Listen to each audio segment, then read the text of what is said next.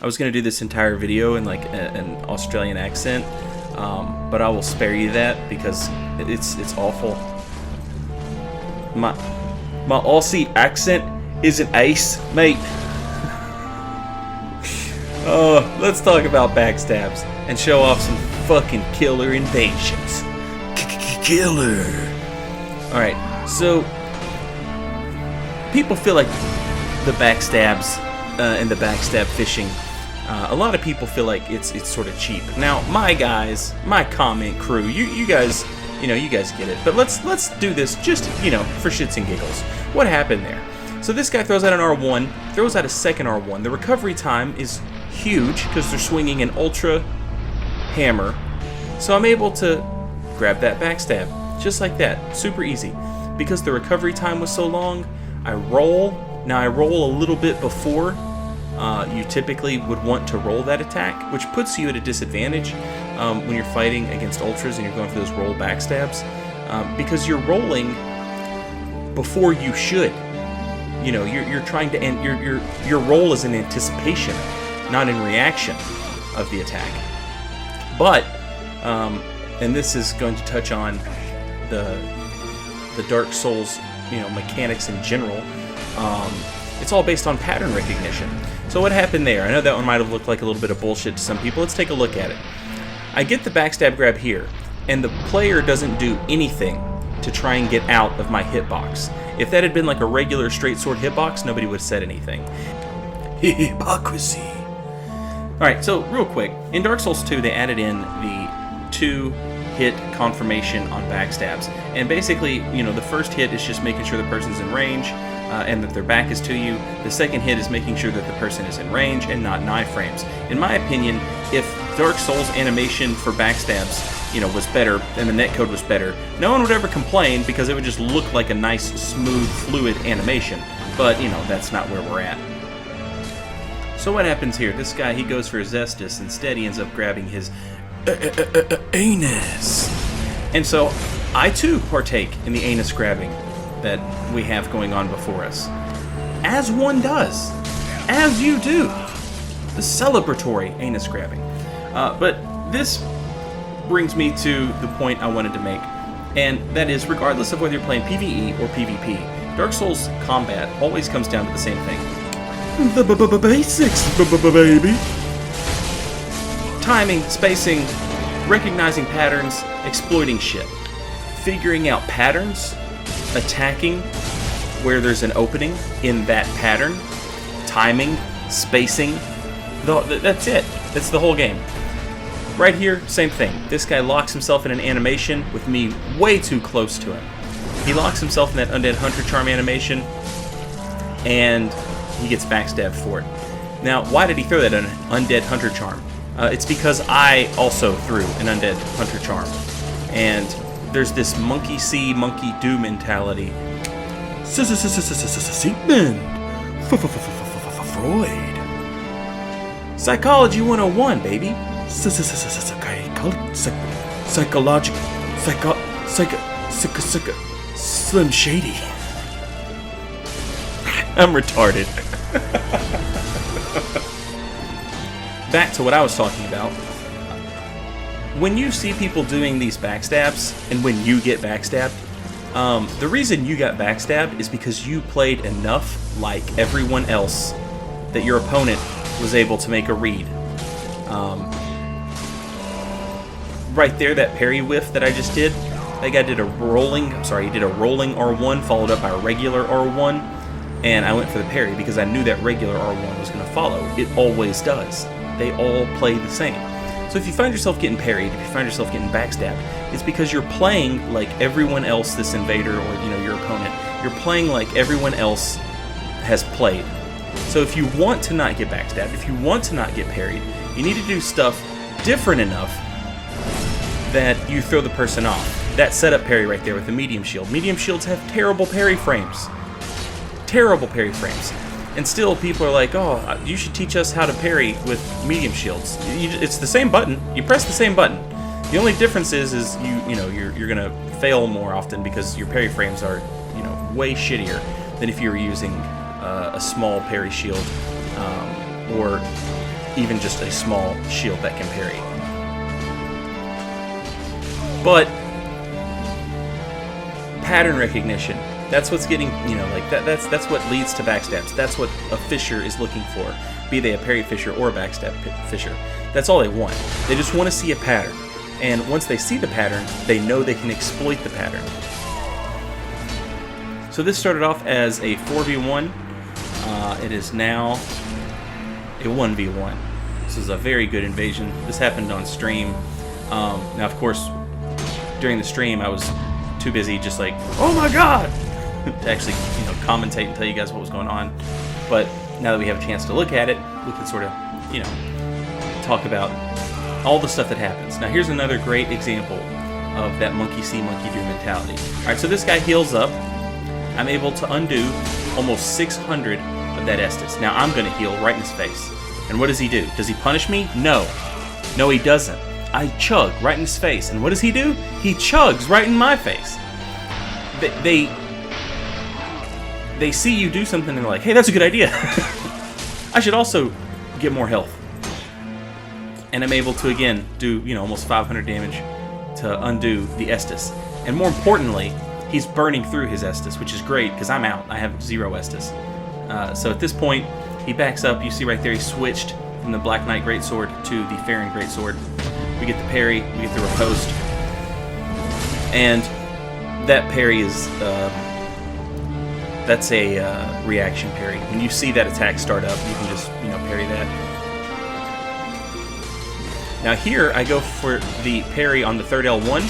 For some reason, I don't get it. I got the partial, because you can see I took very little damage. But we know, again, the pattern recognition. He's just going to do it over and over and over again. So, what do? We go for the backstab, since we can't get the parry. We just go where we know he's going to land. Everybody who uses that weapon plays it the exact same way, for the most part. But not everybody. Obviously not everybody. But a lot of people. And since they're all going to play it the same way, you know where to expect it to land. Now, of course, that only matters when you've got it down to a 1v1. That's a terrible weapon to fight in a gank.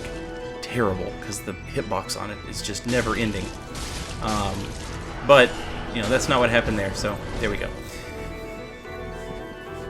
So, this invasion, we see we've got a guy with a small shield. We know he's going to go for parries, and then he goes for parries like right off the bat.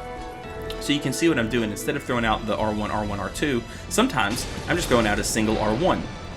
Now, the reason I'm doing that is because pressing R1 one time will sometimes give people the wrong idea. So this backstab right here, you can't hate on this backstab. We both hit each other, and when we came out of stun, I knew he was going to go for the parry, so I went for the backstab. You can't hate on that. That's an easy... I made the read, you know what I mean? There's nothing cheap about that backstab. Now, you might say it looks wonky, and maybe it looks wonky on his screen or whatever, but on my screen, it looked fine, and that's all that matters. So what happened right there? He was facing you, you'll say. He was facing me. But the backstab grab doesn't give a shit if you're facing me or not. All that it cares about is that your back was to me long enough to start the backstab. That second part that authenticates the backstab, that confirms the backstab, all that cares about is, are you in iframes? Are you still in range? If the answer to both those is yes, then you're going to get backstabbed. So it doesn't matter if you're facing me. You're still going to get backstabbed because you were in range and you weren't in iframes. So if you want out of that backstab, when somebody goes to backstab you and you heal, all you have to do is walk in a straight line. That's it. Don't twist around and spin in a circle. Just walk in a straight line.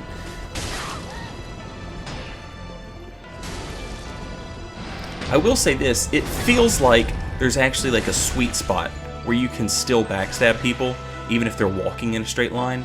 It feels like there's like a sweet spot where sometimes I can still get the backstab, but it's so inconsistent, and I've not seen anybody like talk about it like in depth, so I'm not sure if I'm just imagining things or not. So at this point, the host is getting pretty fed up, and the blue has to, earn his dinner. So he goes ahead and casts Tears of Denial or whatever he's got there. He's rocking Yorm's machete. Okay, so that one maybe looked a little weird. Let's take another look at it. This person swings with their back to me. So I started the backstab. I started the backstab as soon as their back was to me. Because they got locked in that swing animation, the backstab goes through. Alright, now we've got 2 blues on the way. So we're going to go ahead and retreat a little bit. But we're not going to heal. Why are we not going to heal? Because the monks up here, they're going to cast Secret Oath. And then they're going to go ahead and heal us. Look how great. Oh, man. Didn't even waste that Estus. This blue, he's fat rolling. And the game says, sorry, this is a serious invasion. We don't have any fat rollers here.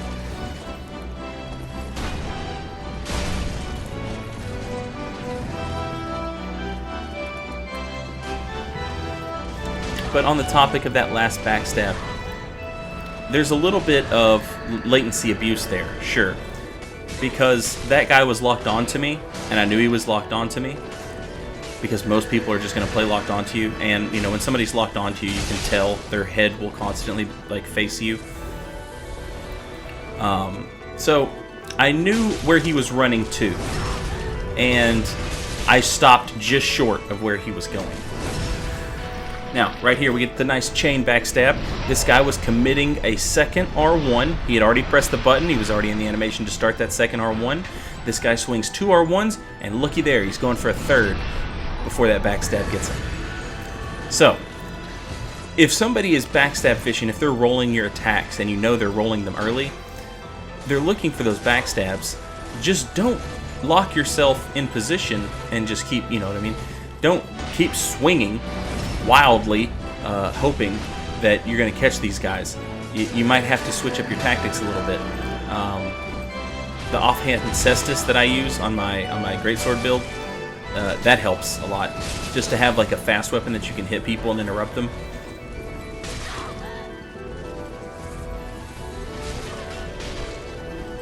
So at this point, this host starts doing a really good job.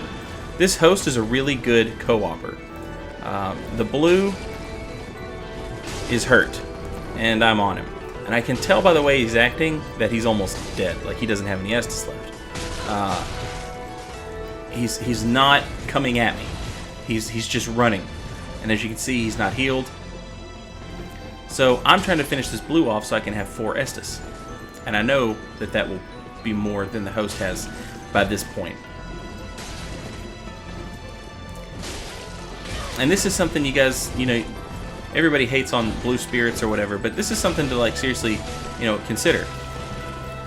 These blues showing up, that's 2 Estus up there. You know what I mean? Like, that's 2 Estus. If you can get that blue separated and you can win a fight against him, that's 2 Estus that you didn't have.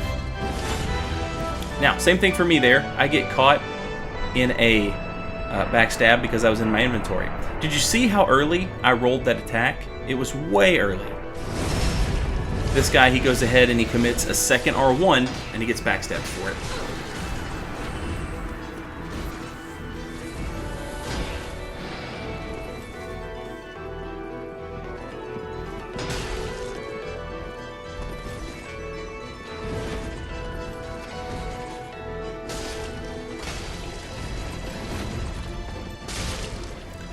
Now, the host starts using the Black Knight sword, and they start using the Perseverance, which is, you know, it's a pretty handy weapon art.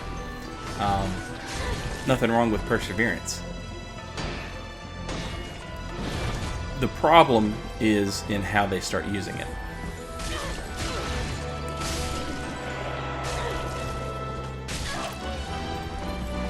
So right there, I only used 1 R1, and then after the 1 R1, I circled around looking for that backstab, because if they had committed to an attack, I could have got a backstab. They used Perseverance with their back to me, which is a terrible idea. Now on their screen, it probably looked like their sword was already hitting me. But on my screen, it obviously wasn't.